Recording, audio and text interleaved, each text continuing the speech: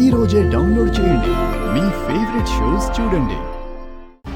మా అమ్మవారిని ముక్కు పుడకను తీసుకొని పల్లెటూరికి వెళ్ళగలిగితే వెళ్తుంది, లేదంటే ఆగిపోతుంది. రైతులకి ఏదో ఒకటి చెప్పుకుంటుంది. నువ్వు మా ఇంటికొచ్చి ఊరి తరపున రైతుల తరపున మాట్లాడే అంత పెత్తనం ఎందుకు తీసుకుంటున్నావు? నువ్వు మా ఇంట్లో కోడలిగా అడుగు పెట్టడానికంటే కొన్ని సంవత్సరాల ముందు నుంచే మా అమ్మ ఆచారాలను విజయవంతంగా నడిపించుకుంటూ వస్తుంది. పల్లెటూరులో ప్రజల మీద అమ్మ కంటే ఎక్కువ బాధ్యత ఉందా నీకు? నువ్వు మీ అక్క మా ఇంటికొచ్చేలా మాట్లాడి వెళ్ళటం తప్పు. నాది తప్పు కాదో మీ ఇంటికొచ్చి సమాధానం చెప్తాను. నువ్వు వెంటనే మా ఇంటికొచ్చి మా అమ్మకి క్షమాపణ చెప్పాలి. నేనెందుకు చెప్పాలి? అమ్మ చనిపోయి ఉంటే అందుకు నువ్వే కారణం అయ్యుండే దానివి కదా. మూర్ఖంగా మాట్లాడు. మూర్ఖంగా ప్రవర్తించింది నువ్వు. ఆవిడ చేసిన పిచ్చి పనికి నేనెలా కారణమవుతాను? ముమ్మాటికి కారణం నువ్వే నువ్వే నువ్వే. అందుకే నువ్వు రావాలి. అందరి ముందు అమ్మని క్షమించమని అడగాలి. This is my order. పద.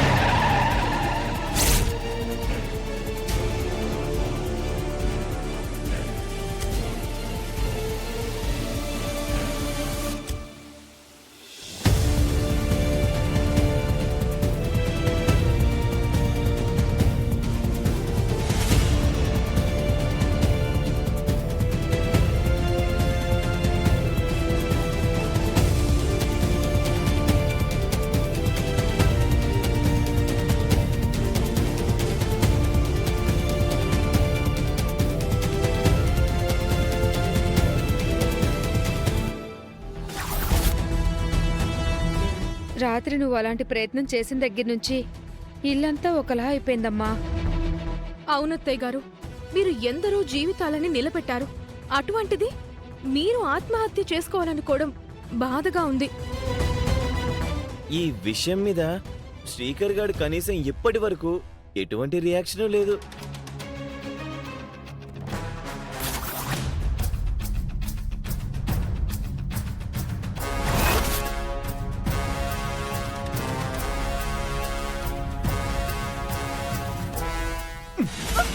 అమ్మా!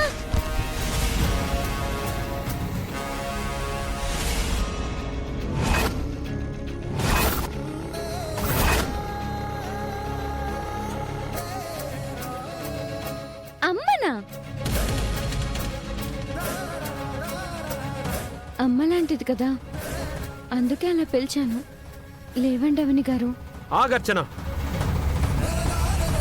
ముందు మా అమ్మని క్షమాపణ అడుగు. కాళ్ళు పట్టుకొని అడుగు.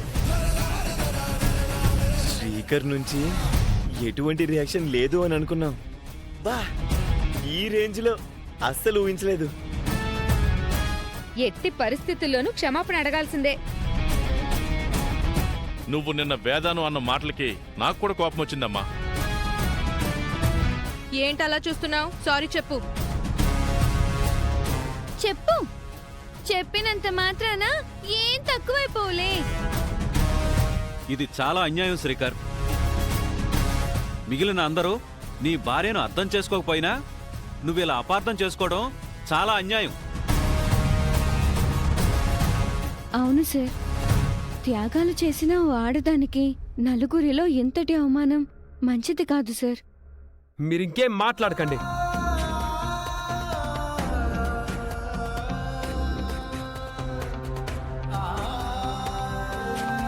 అమ్మ అమ్మ కాళ్ళు పట్టుకొని క్షమాపణ అడుగుతావా లేదా?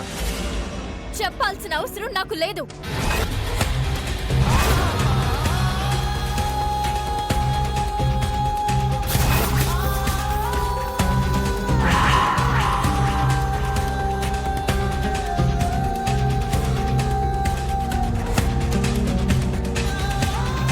మీ అమ్మకు సమాధానం చెప్తానని వచ్చాను గాని సారీ చెప్తానని రాలేదే.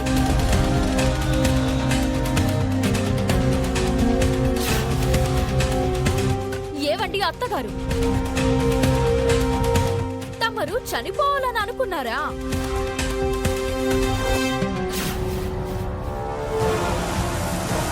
నేను అన్న మాటలకి మీరు చచ్చిపోవాలని అనుకుంటే మరి మీరు అన్న మాటలకు నేను ఎన్నిసార్లు చచ్చిపోవాలి?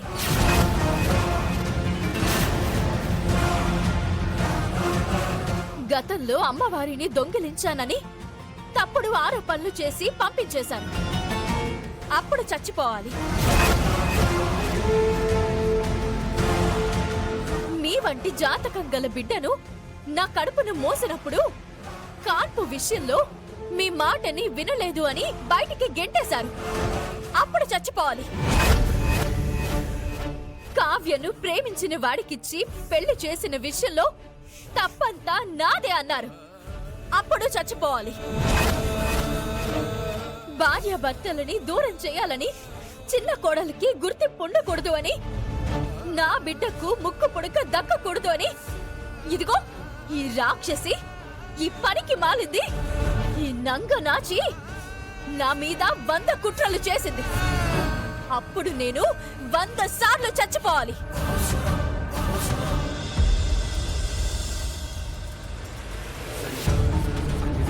చివరికి నా కడుపున పుట్టిన బిడ్డ మీ వంశంకు సంబంధించింది కాదని, మీ రక్తం కాదని, మీ కొడుకుకి పుట్టలేదని దుర్మార్గంగా బయటికి గెట్టేశారు. అప్పుడు చచ్చిపోవాలి.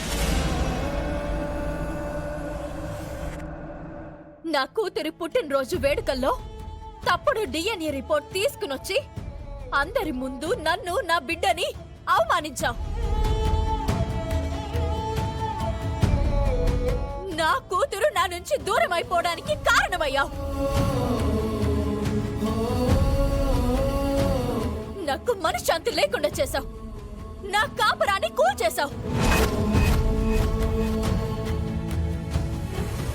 ఎన్ని ఎన్ని ఎన్ని చేశావు? ఎన్నిసార్లు ఎన్నిసార్లు ఎన్నిసార్లు చావాలి నేను? అయినా సరే చచ్చానా? చావలేదు. నా చావును మీరు 1,00,000 సార్లు కోరుకున్నారు. అయినా చావలేదు.